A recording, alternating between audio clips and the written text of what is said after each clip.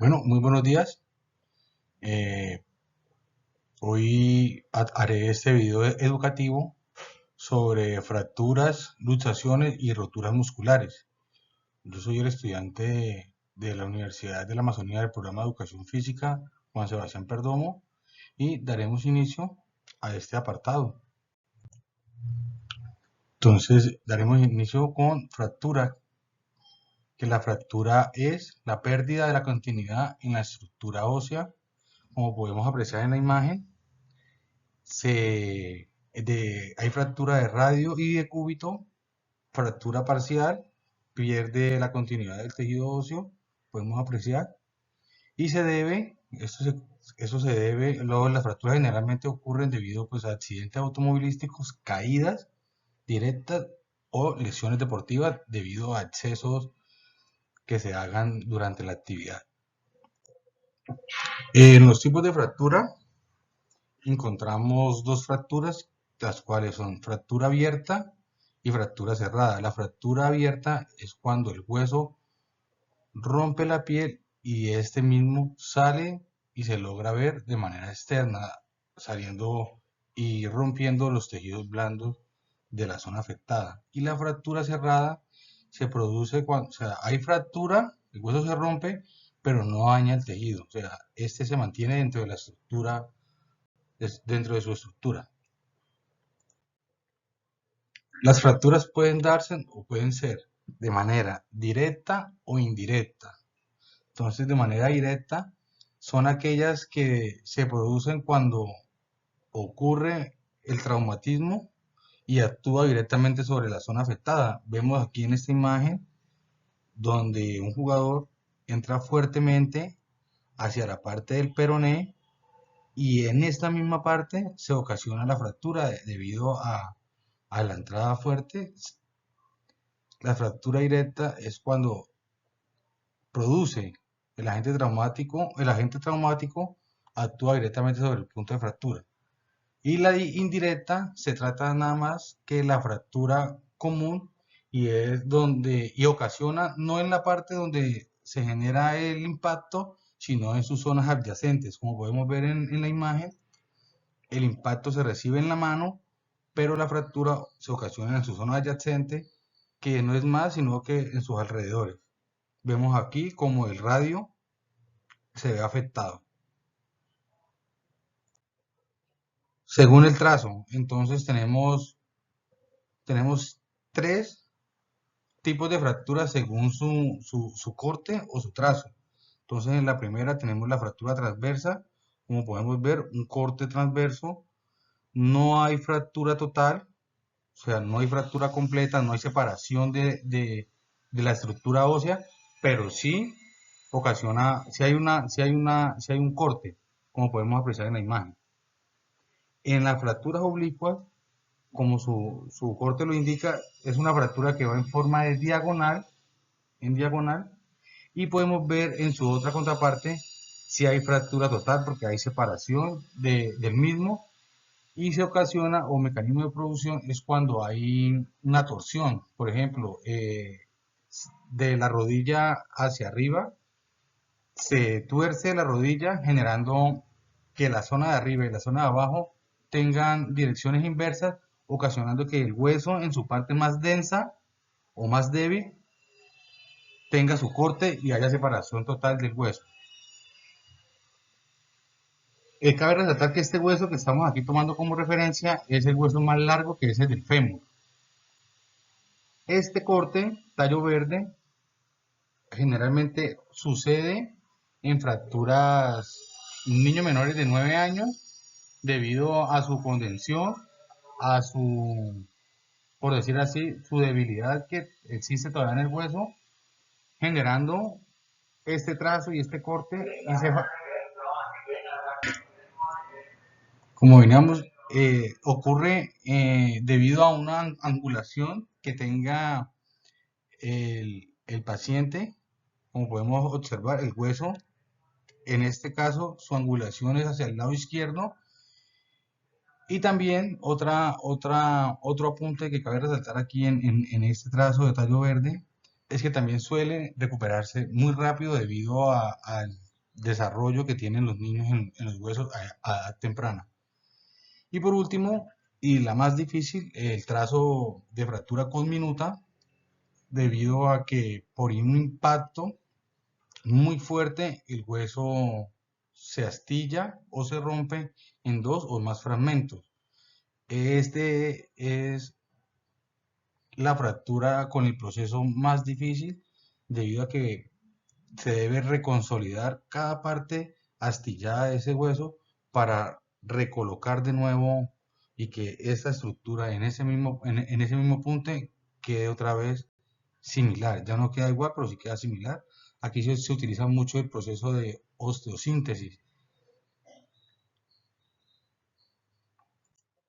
Bueno, aquí ya entramos a las luxaciones. Las luxaciones son la separación de dos extremos de los huesos en el lugar donde se encuentra una articulación.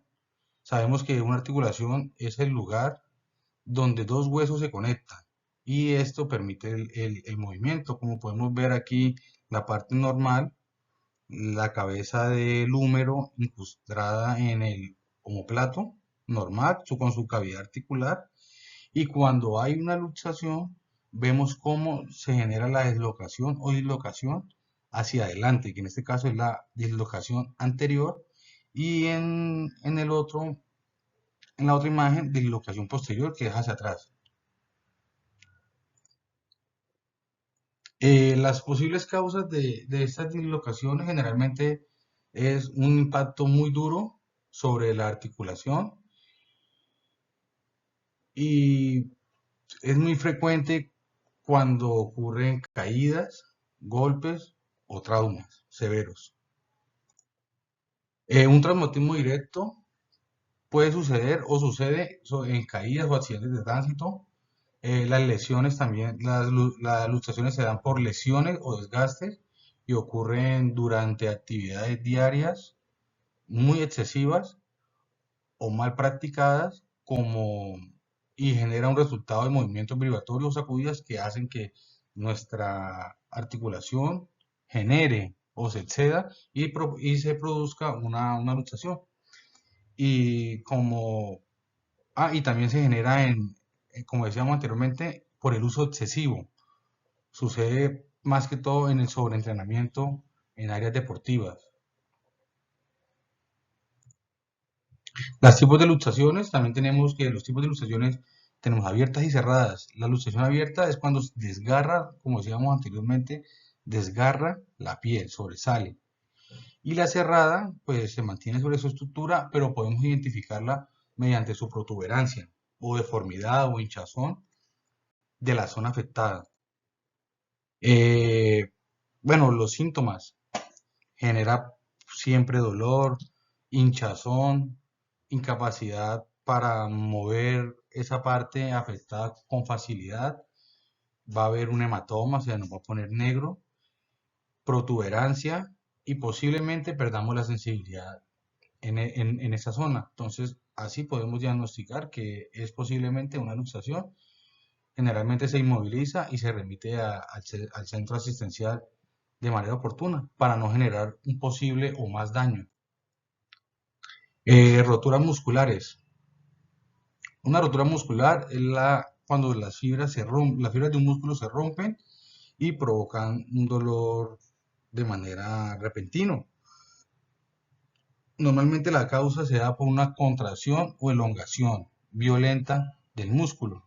Cuando contraemos de manera brusca o estiramos nuestra extremidad de manera brusca, sin previo calentamiento.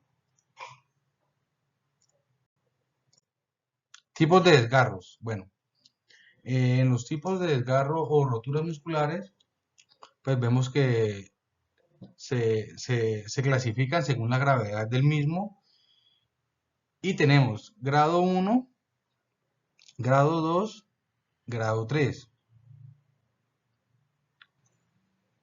De primer grado, pues ocasiona daños leves, pero no genera dolor, pero no genera inmovilidad ni va a haber un entumecimiento de la zona afectada. De segundo grado, sí ya hay una rotura parcial del músculo, no total, que nos va a generar un hematoma, dolor, y de tercer grado, rotura muscular total, de extremo a extremo, generando dolor, entumecimiento, que no se pueda, que no podamos movernos con facilidad. Eh, el grado de recuperación de cada una la veremos más adelante. Aquí, ¿qué producen estos desgarros musculares? ¿Cómo se producen? ¿Cómo puedo yo, a través de mi vida cotidiana o al realizar una actividad deportiva, cómo puedo contraer un desgarro? Entonces, eh, ellos ocurren más que todo con facilidad cuando se estira el músculo, cuando hay una elongación. Eso puede ocurrir habitualmente al correr, saltar o patear de manera brusca un objeto. Puede ocurrir cuando no calentamos, cuando nuestro calentamiento es demasiado breve. No dejar pasar el tiempo suficiente de una previa lesión. Puede ocurrir que ocurra otra lesión, o en una sesión ocurra otra vez otra lesión sobre la lesión ya afectada. Cuando los músculos están tensos o rígidos, esto es también por el mal proceso al calentar.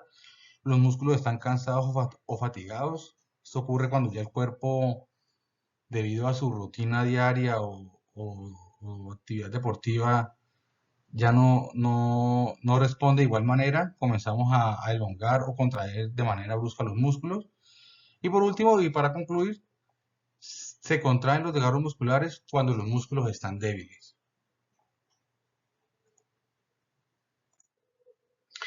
¿Cómo hacer un diagnóstico a la hora de una posible rotura muscular o desgarro muscular? Entonces, pues el desgarro muscular grado 1 él es el más leve y tiene un proceso de recuperación entre 8 y 10 días en curarse. Durante esos 8 y 10 días, pues debemos hacer algunas como indicaciones para acelerar la, la recuperación, y se hace a través de analgésicos y baños con aplicación de hielo sobre la zona afectada y analgésico. En este caso, puedo recomendar el metocarbamol, que sería un relajante muscular sobre la zona. El desgarro grado 2 viene siendo ya un poco fuerte, grado 2 o moderado, puede llegar a tardar en mejorar entre 4 a 6 semanas. Ya vemos cómo aumenta el proceso de recuperación, lo mismo, eh, reposo, ya en este sería reposo, aplicación de hielo en la superficie afectada y analgésicos para el dolor y relajar el músculo. Y el desgarro muscular 3 puede durar de un mes, de uno a varios meses, siempre dependiendo también de cómo haya sucedido el desgarro. Y lo mismo, aquí ya se puede intervenir de manera quirúrgica con elementos ya más sofisticados en el área de la medicina para la recuperación del mismo. Bueno, quiero despedirme ya pues de este video educativo, y pues espero que los comentarios y los aportes me los dejen aquí en sus comentarios.